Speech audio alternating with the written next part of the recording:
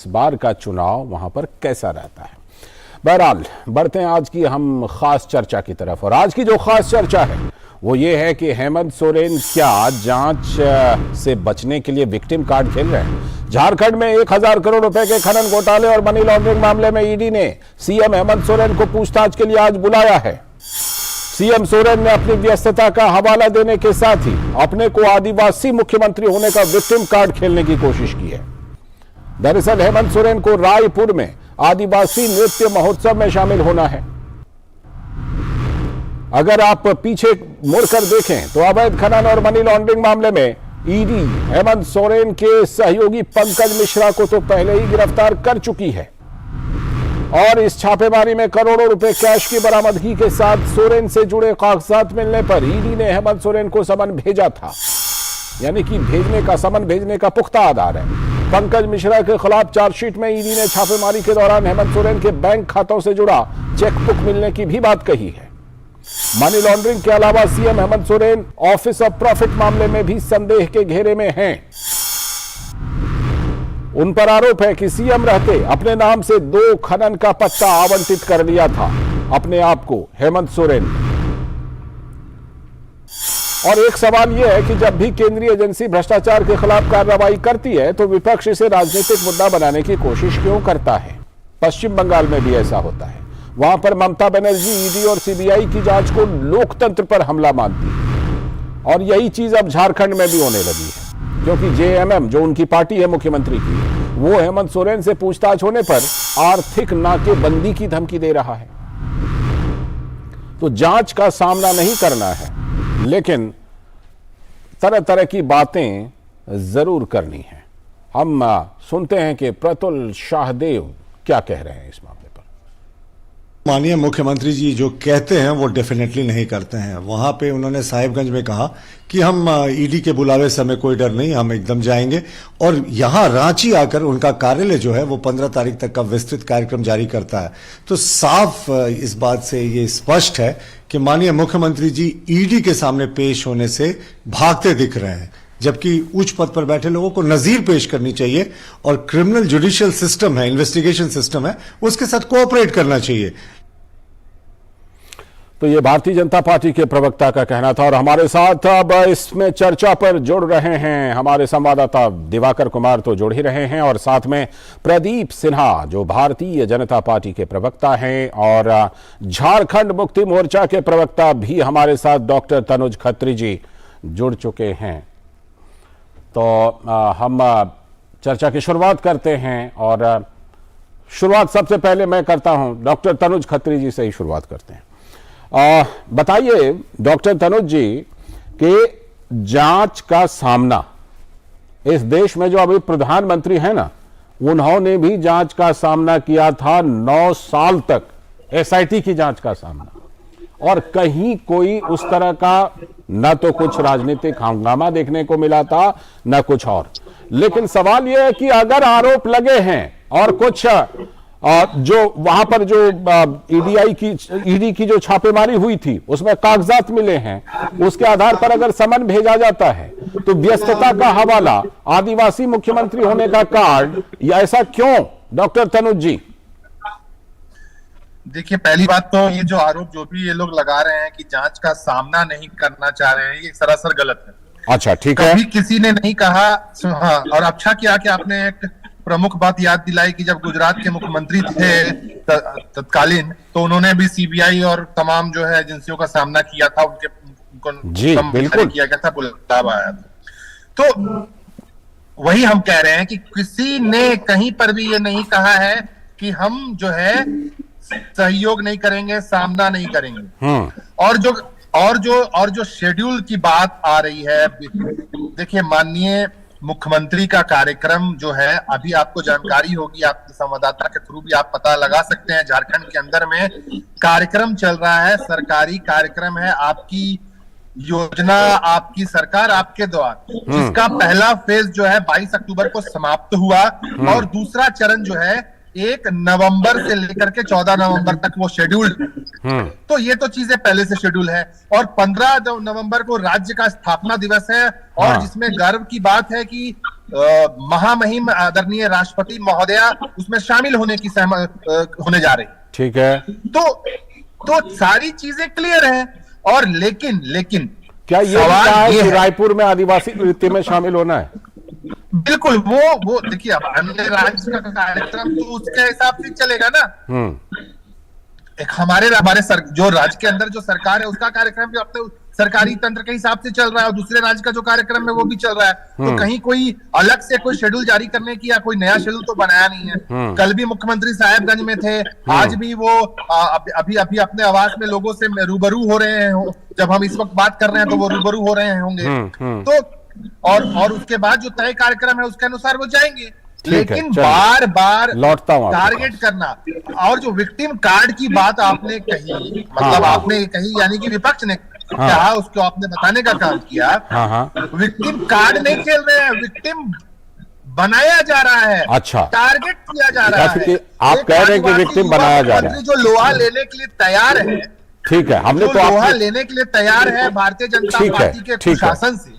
ठीक है, लौटता हूं तनुज जी, लौटता हूं। हमने तो आपकी ही बात को, जो आपने कहा ना, उस बात को हमने रखा है और हम जवाब लेते हैं प्रदीप सिन्हा जी से। प्रदीप सिन्हा जी ये कह रहे हैं कि विक्टिम कार्ड हम खेल नहीं रहे हैं, विक्टिम हमें बना रहे हैं, इसीलिए हम ऐसी बात कह रहे हैं। तो क्या आप विक्टिम बना रहे हैं प्रदीप सिन्हा जी?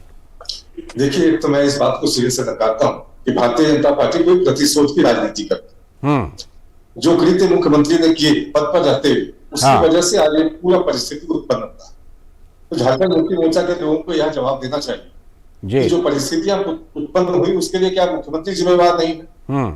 लेकिन कहीं ना कहीं सिर्फ राजनीतिक दोषारोपण करना कि भारतीय जनता पार्टी एजेंसियों के माध्यम से हमें परेशान करने की कोशिश कर रही है, अस्थिर करने की कोशिश कर रही है, बिल्कुल निराधार है और लोग भी समझते हैं। और एक बात कहना चाहूंगा कि जो लोग विक्टिम कार्ड खेल रहे हैं ना, उनको मैं बता रहा हूँ विक्टिम कार्ड क्या होता है।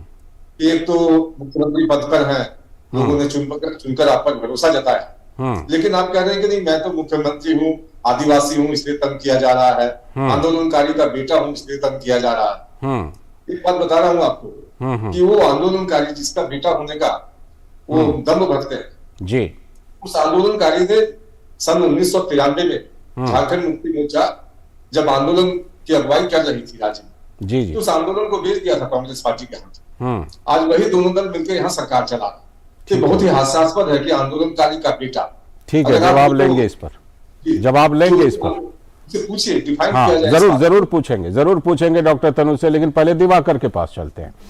दिवाकर, ये बताइए कि डॉक्टर तनुज कह रहे हैं कि दरअसल राज्य में स्थापना दिवस आने का कार्यक्रम है और भी कई कार्यक्रम है, लेकिन जो विपक्ष का आरोप है कि ये तो विक्टिम कार्ड खेल रहे हैं या आदिवासी कार्ड खेल रहे हैं, क्या कहना है सीएम का?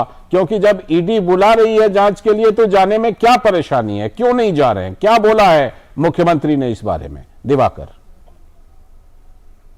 सर, ये मुख्यमंत्री की तरफ से कोई बयान नहीं आया है, लेकिन उन्होंने ट्वीट किया है और बहुत तरह की चीजें आई हैं। और कल साहिबगंज में जब आपकी सरकार, जैसा खत्री जी बात कर रहे हैं कि वो उनका एक कार्यक्रम चल रहा है, सरकारी कार्यक्रम, और उसका दूसरा चरण चल रहा है, तो इसके जरिए उन्होंने एक अपनी व्यस्तता, देखिए कल जब सुबह ये खबर निकल कर आई कि ईडी का संबंध जी, एक मुख्यमंत्री का शेड्यूल जो 15 तारीख तक का है वो जारी किया गया, वो दिखाने की कोशिश की मुख्यमंत्री व्यस्त है। लेकिन इस तरह की शेड्यूल जो पहले कभी यहाँ पे जारी नहीं किया गया था। एज ए मीडिया पर्सन मैं ये चीज कह सकता हूँ कि यहाँ पर ये अगली 15 दिनों का जो शेड्यूल जारी किया गया, इसके जरिए दिखाने की कोशिश की गई। और उसके बाद कल शाम में यूपीए के जो तमाम नेता है, यूपीए के जो विधायक है और जो सरकार में शामिल हो गए, उनकी मुख्यमंत्री आवास में बैठक होती है और उसके बाद झारखंड मुक्ति मोर्चा के विधायक और साथ ही साथ कांग्रेस के प्रदेश अध्यक्ष मीडिया से बात करते हैं। और एक तरीके से वो जिस विक्टिम कार्ड की बात आप कह रहे हैं और दूसरे नेता भी बोल रहे हैं, बीजेपी के प्रतिनिधि भी बोल रहे हैं, तो निश्चित तौर पर वो विक्टिम कार्ड लग रहा है कि कहीं ना कहीं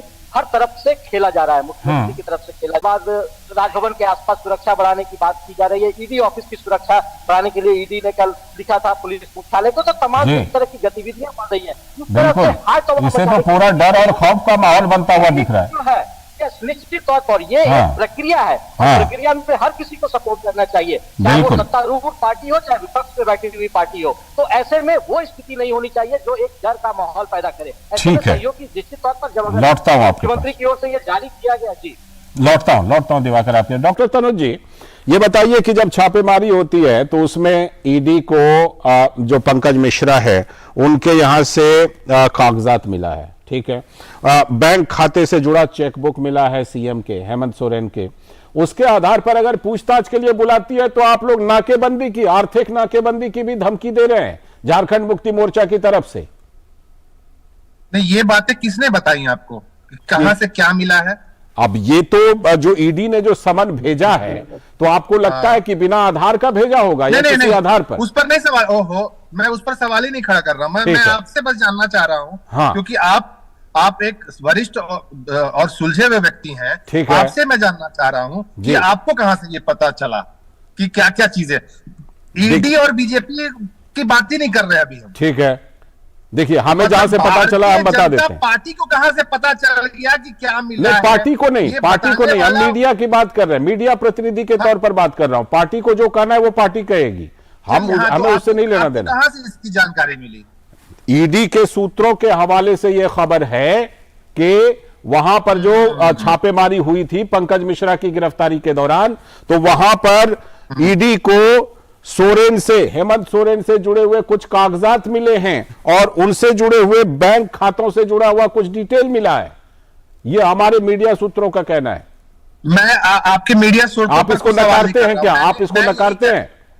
नहीं, मैं उसको नहीं नकार रहा हूं, लेकिन सुनिए, मैं आपकी बात आ गई। मैं वही कह रहा हूं कि आपको जो खबर मिली है वो सूत्रों के हवाले से खबर मिली है, ना ईडी ने आकर के बताया। लेकिन इतना ही नहीं, ईडी ने जो है ना डॉक्टर तनुज जी, ईडी ने जो चार्जशीट जारी की है उसमें नाम है डॉक्टर तनुज जी। हाँ ठीक है, ईडी ने जो चार्जशीट जारी की है उसमें मुख्यमंत्री का नाम है। ठीक है, जो भी चीजें आप कह रहे हैं, हाँ। लेकिन हम ये नहीं समझ पाते हैं कि ईडी को कुछ बताना होगा तो ईडी के प्रवक्ता बताएंगे, लेकिन झारखंड के अंदर में जब आप खंगालिएगा यहाँ के नेताओं का ट्वीट को, चाहे उनके बयानों को, तो वो बताने का काम कर रहे हैं ना। दिक्कत यहाँ पर है। नहीं, वो तो चलिए उनका काम राजनीति करना है, वो राजनीति करेंगे, लेकिन राजनीति करना है, लेकिन आप एक केंद्रीय एजेंसी ने क्या फाइंडिंग्स हुआ वो भारतीय जनता पार्टी बताएगी? नहीं, वो अपने राजनीतिक हमले के तहत ऐसा कोई भी पार्टी करती है, आप भी उनके ऊपर किसी मामले पर करेंगे, वो एक अलग मामला है। लेकिन जो जांच एजेंसी है और हम जैसे मीडिया के लोग हैं तो हम बिना आधार की बात नहीं करते। मैं दिवाकर के पास चल के इसकी पुष्टि करता हूं। दिवाकर, इस मामले में जो जांच पहुंची है ईडी की, अभी इस मामले में कितनी प्रगति हुई है और हेमंत सोरेन जो मुख्यमंत्री हैं उनके आसपास कितना ये जांच का फंदा गिरता हुआ नजर आ रहा है? देखिए, निश्चित तौर पर जब ये पिछले 6 महीने से झारखंड में अवैध खनन का मामला जब सामने आया था और उसके बाद जो यहाँ की खान सचिव पूजा सिंघल जब गिरफ्त में आई तो उसके बाद वो मनरेगा घोटाले में अंदर चली गई और ये तमाम प्रकरण, उसके बाद जो मुख्यमंत्री के विधायक प्रतिनिधि है वो गिरफ्त में आए और वो अभी फिलहाल जो हम कह सकते हैं वो गिरफ्त जेल में है और उसके बाद वो इलाज करा रहे हैं रिम्स में। इस दौरान जो हम लोगों को जानकारी मिली है ईडी की तरफ से, सूत्रों से जो जानकारी मिली है कि उस दौरान भी कुछ ऐसे साक्ष्य मिले हैं जो उनके विधायक प्रतिनिधि है, बिल्कुल इसी साक्ष्य का मैं जिक्र कर रहा था। ब्लैकमेलिंग का जो काम है, इस तरह की चीजें बहुत कुछ ईडी को मिली है। हालांकि ईडी ने अपनी तरफ से खुलासा नहीं किया, लेकिन देखिए मीडिया पर्सन को कुछ ना कुछ जानकारी उनके सोर्सेज से मिलती है और उसी के जरिए हम लोग कोई भी आधार, बिल्कुल ये बात भी बिल्कुल सही है। हाँ, ये सच बात। इस तरह की चीजें आई और लगातार इस तरह की बात मीडिया में चल रही थी कि मुख्यमंत्री को इस मामले में समन जारी किया जा सकता है और कल सुबह होते होते ये खबरें छिनकर आ गई और सब जगह मीडिया में ये छा गई और उसके बाद जो हम कह सकते हैं ये एक सरगर्मी जो है वो पड़ गई। बीजेपी की ओर से ट्वीट आने लगे, जेएमएम की ओर से ट्वीट आने लगे और एक दूसरे पर आरोप प्रत्यारोप का दौर शुरू हो गया। तो निश्चित तौर पर जो सिलसिला चल रहा था पिछले झारखंड में 6 महीने से अवैध खनन को लेकर जो आरोप लग रहे थे वो एक तरीके से हम कह सकते हैं निश्चित तौर पर ईडी को कुछ ना कुछ उस पर सबूत मिला है और उसी आधार पर मीडिया में ये चीजें निकलकर सामने आई। बिल्कुल, तो मुझे लगता है कि डॉक्टर तनुज जी की जो बात थी कि कहां से पता चले, उस पर काफी हद तक जवाब मिला, लेकिन उनका एक सवाल और था और वो सवाल था उनका भारतीय जनता पार्टी से। पूछ लेते हैं डॉक्टर तनुज जी, प्रदीप सिन्हा जी से पूछ लेते हैं। प्रदीप जी, आप लोग क्या ईडी को जो बात रखनी है उसको रखने का काम आप लोग करने लगते हैं क्या अपने ट्वीट के जरिए या बयानों के जरिए? ये डॉक्टर तनुज जी का आरोप है। देखिए, इस पूरे मामले के शिकायतकर्ता भारतीय जनता पार्टी के राष्ट्रीय उपाध्यक्ष, पार्टी ने अपनी ओर से भरसक प्रयास किया। जब पक्ष पे रखने की बारी आई चुनाव आयोग के समक्ष, तो हम लोगों ने अपने वकील के माध्यम से सारे तथ्य और उसी के आधार पर हम इतने भरोसेमंद हैं और आश्वस्त हैं कि निश्चित रूप से जो हमारी सुनवाई के दौरान हम लोगों ने दलील पेश की है मुख्यमंत्री के खिलाफ जाएगा। और अगर इन्हीं बातों को लेकर झारखंड मुक्ति मोर्चा के लोगों का आपत्ति है तो मैं समझता हूं कि उनको सोर्सेस की खबर पर भरोसा करके जो वो चले जाते हैं अपने बयानबाजी करने के लिए उस पर बचना चाहिए। मैं आपको बात बताऊं कि दिवाकर जी चूंकि यहाँ झारखंड के अंदर सारी चीजें देखते हैं, एक स्मरण करना चाहूंगा कि अभी ईडी के ही मामले की सुनवाई जब चल रही थी तो मुख्यमंत्री सचिवालय से एक आम नोटिफिकेशन जारी हुआ मीडिया हाउसेस की कि अगर मुख्यमंत्री का नाम देकर किसी ने खबर चलाया तो उसके खिलाफ कार्रवाई की जाए। अब बताइए घूमने की जा रही है। और जैसा आपने अभी जिक्र किया कि इस तरह से खौफ बनाने की ये भी कोशिश के अलावा भारतीय जनता पार्टी के प्रदेश कार्यालय में जिस तरह के माहौल बनाने की कोशिश की गई इस तरह की मतलब कोशिश की जा रही है कि मानो झारखंड मुक्ति मोर्चा के कार्यकर्ता पहले भी चूंकि अटैक कर चुके हैं हमारे कार्यालय पर। लौटता हूं आपके पास। कोशिश की जा रही है आम जनता के बीच कि अगर ईडी इसी तरह से कार्रवाई करती रही तो हम फिर से झारखंड मुक्ति मोर्चा के लोग भारतीय जनता पार्टी के कार्यालय पर अटैक करें। ठीक है, मैं लौटता हूँ। सुरक्षा देने की आवश्यकता है, उनको सुरक्षा दे नहीं पा रही है। ठीक है, राज्य में अपराध चरम पर है और हमारे भारतीय जनता पार्टी के कार्यालय के पहले आप देखेंगे पूरी बैरिकेडिंग लगाकर आवाजाही रोक दी गई है कार्यकर्ताओं। ठीक है डॉक्टर तनुज जी, अब जो मैं आपसे चाहूंगा सीधा जवाब दीजिएगा कि मीडिया को धमकाने का आरोप लग रहा है। हमारे संवाददाता बता रहे हैं कि कुल मिलाकर के कार्यकर्ता जमा हो रहे हैं, अलग अलग जगहों पर खौफ का माहौल बनाने की कोशिश हो रही है, आर्थिक नाकेबंदी की धमकी दी जा रही है। तो ये किस तरह का सहयोग आप कर रहे हैं डॉक्टर तनुज जी, बताइए, सीधा जवाब दीजिएगा। देखिए मीडिया को धमकाने की जहां तक बात, ये कौन कह रहा है कि मीडिया को खरीद लेने की बात का काम करता है। और देखिए दिवाकर जी ने बहुत अच्छे तरीके से बातों को रखा और उसमें प्रमुखता से उन्होंने भी कहा कि ईडी ने अपने तरफ से कुछ जारी नहीं किया है। हम सभी बातों को प्रमाणित करते, लेकिन ये सभी बातें अगर ईडी के तरफ से आती तो वो स्वीकार करने की योग्य होती, लेकिन सभी बातें भारतीय जनता पार्टी के नेताओं की तरफ से आई ना। उनका कहना है कि हम इस मामले में पक्षकार हैं, हम मामले को लेकर गए हैं। पक्षकार हो सकते हैं लेकिन फैसला सुनाने वाले नहीं हो सकते हैं ना, सजा देने वाले तो नहीं हो सकते हैं ना। क्यों नहीं आप बोल रहे हैं कि पहला ओपिनियन जो राजभवन को प्राप्त हुआ है उसको खोलने की पैरवी क्यों नहीं करते हैं? क्योंकि पहला जो फर्स्ट ओपिनियन है उसमें कुछ है ही नहीं। आप उसमें मुख्यमंत्री पर हमला कर ही नहीं पा रहे हैं। प्रदीप जी जवाब देने के लिए आ रहा हूं। हाँ जवाब दे दीजिए कि वो जो पहला ओपिनियन आया उस पर अभी तक कुछ क्यों नहीं खोला गया, वो खास तौर पर ये सवाल पूछ रहे हैं। जी एक बात बताना चाहूंगा कि चूंकि आपके दूरदर्शन को काफी सारे लोग देखते हैं जी एक बड़ी हास्यास्पद स्थिति उत्पन्न की राज्य के मुख्यमंत्री ने। वो राज्यपाल के समक्ष चले गए मिलने के लिए और जो ईसी और राजभवन के बीच जो पत्राचार हुआ है उसकी एक प्रति मांग बैठ बाद में इलेक्शन कमीशन भी गए झारखंड मुक्ति मोर्चा के। इलेक्शन कमीशन ने कहा कि ये बिल्कुल हमारा विशेषाधिकार है, संस्थाओं के बीच पत्राचार होता है उसको हम सार्वजनिक नहीं कर सकते। आरटीआई जब डाल दिया इन लोगों ने। अब आप बताएं कि आखिर किस बात का डर है? अगर आपने कुछ किया ही नहीं, कोई गलत काम किया ही नहीं तो फिर डर काहे का? और आप तो जिस शीर्ष पद पर बैठे हैं, अगर कानून का सम्मान आप करते हैं, ईडी के दावे पर अगर आप ईडी के समक्ष पेश होते हैं तो मैं समझता हूं कि आम जनमानस में एक संदेश जाएगा कि मुख्यमंत्री पद पर बैठा हुआ व्यक्ति भी कानून के नजर में समान है और वो कानून का सम्मान करता है। ठीक है, मैं जरा एक बार फिर से रुक कर लेता हूं अपने संवाददाता का।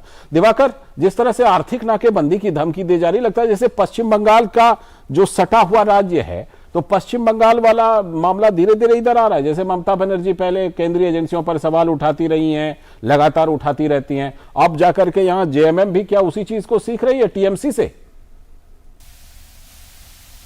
देखिए ये तो डायरेक्ट नहीं कह सकते कि टीएमसी से सीख रही है जेएमएम, लेकिन झारखंड मुक्ति मोर्चा के तरफ से कल जिस तरीके से चाहे वो पार्टी की ओर से जो एक प्रेस कॉन्फ्रेंस करके जिस तरह से जानकारी दी गई और उसके बाद ईडी पर जिस तरीके से निशाना साधा गया, ये शायद इससे बचना चाहिए था झारखंड मुक्ति मोर्चा को, क्योंकि ये जो निशाना था वो एक तरीके से केंद्रीय एजेंसी पर डायरेक्ट निशाना किया जाता। ठीक है, पार्टी हो सकता है, सत्ता पक्ष और विपक्ष की अपनी जो हो सकती है, अपने व्यूज हो सकते हैं, अपनी लड़ाई हो सकती है और अपने पॉइंट्स हो सकते हैं, लेकिन केंद्रीय एजेंसी को डायरेक्ट कि नहीं केंद्रीय एजेंसी किसी के इशारे पे काम कर रही है, इस तरह के आरोप से बचना चाहिए शायद। लेकिन जिस तरीके से ये चीजें देखने को आ रही है, जिस तरीके से ट्वीट जो झारखंड मुक्ति मोर्चा के जो जिला के नेता हैं या दूसरे तरह के नेता हैं, जिस तरीके से ट्वीट कर रहे हैं और उसके बाद उसको रिट्वीट किया जा रहा है, तो इसके जरिए एक तरीके से गोलबंदी की स्थिति तो निश्चित तौर पर बनाने की कोशिश हो रही है कि अगर मुख्यमंत्री को ईडी ऑफिस में बुलाया गया है तो इसके लिए निश्चित तौर पर यह कोशिश हो रही है कि इसको एक दो पार्टी की लड़ाई साबित करने की कोशिश हो रही है झारखंड मुक्ति मोर्चा के नेताओं के जरिए। लेकिन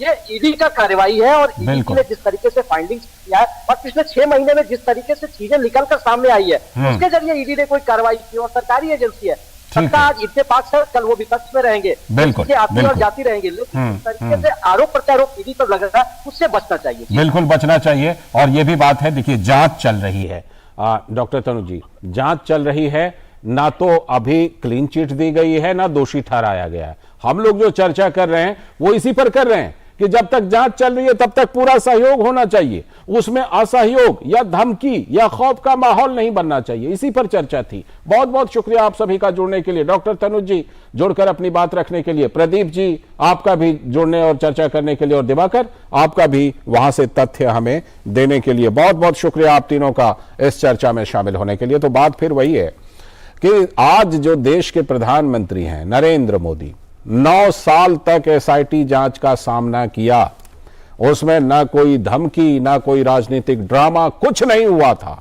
लेकिन फिर आज ऐसा क्यों होता है? और फिर जो केंद्रीय जांच एजेंसियां हैं उसको रोकने का काम, आप चाहे बंगाल ले लें, झारखंड ले लें या कहीं पर भी ले लें, उसको करने के लिए जबरदस्त सियासत होती है जो कि नहीं होनी चाहिए। और सियासत की ही बात हो रही है तो जरा देखते हैं कि पड़ोसी देश पाकिस्तान में किस तरह की सियासत हो रही है।